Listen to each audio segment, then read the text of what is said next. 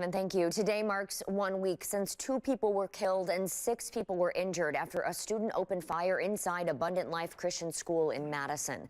A memorial, which you can see right here, is growing outside the school, remembering the victims: Ruby Vergara, a 14-year-old student, and Aaron West, an in-house substitute teacher and coordinator for the school.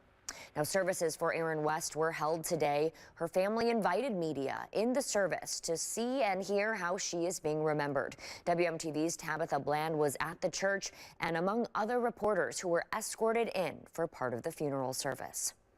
The funeral held for Aaron West at Doxa Church in Madison was packed with community members and congregation members, filling chairs all the way to the back of the church, as well as overflow space, just showing the outpouring of support from the community. Her friends spoke about her, calling her trustworthy, authentic, and most of all, kind.